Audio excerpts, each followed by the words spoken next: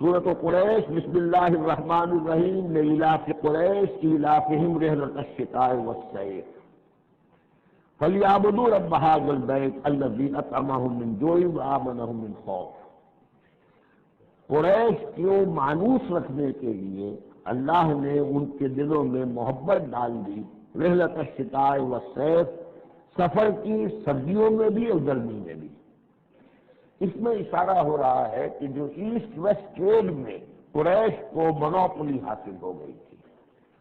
پہلے یہ ٹریڈ تھی بلکہ یہ جو قوم سبا کے ہاتھ میں تھی، جبکہ عروج کا دور تھا یمن کا۔ تو ہوتا یہ تھا کہ ہندوستان سے اور جاوا اور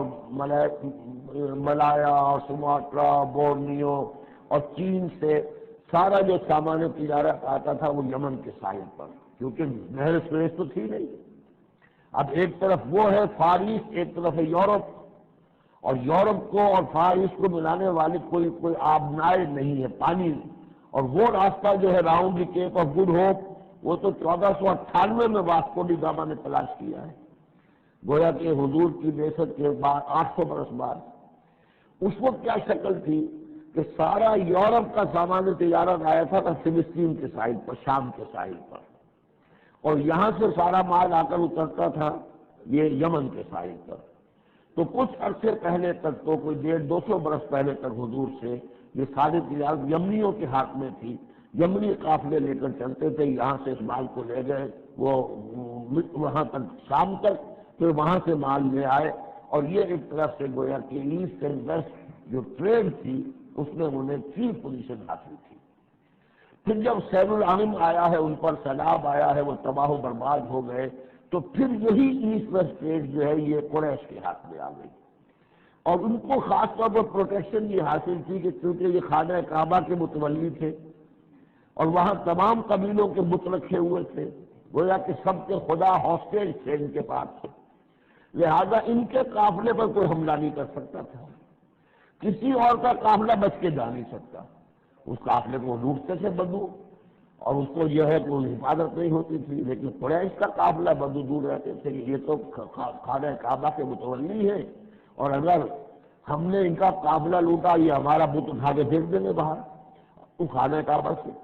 اس لیے انہیں اس خانہ کعبہ کی وجہ سے وہ پوزیشن حاصل ہوئی کہ انہیں تمنگری اور دولت مندی حاصل ہو گئی، اور پھر یہ ایسا کرتے تھے سردیوں کے زمانے میں یہ اپنا چکر لگاتے تھے یمن کا، اور گرمیوں کے زمانے میں جاتے تھے شام کی طرف، فلسطین کی طرف، کیونکہ وہ گرم علاقہ ہے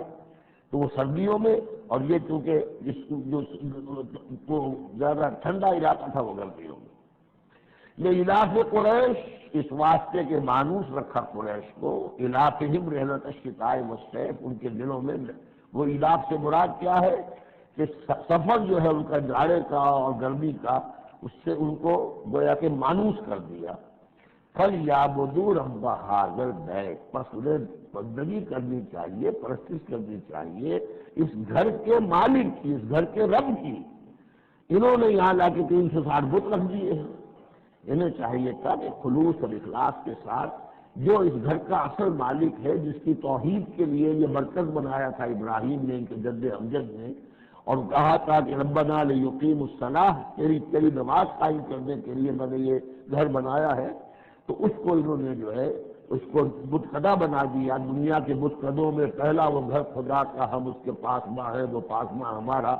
تو کرنا یہ چاہیے تھا الذی اطعمہم من جوع، جس نے کہ انہیں طعام پہنچایا اور بھوک سے نجات دی، انہیں غذا دی، انہیں دولت دی،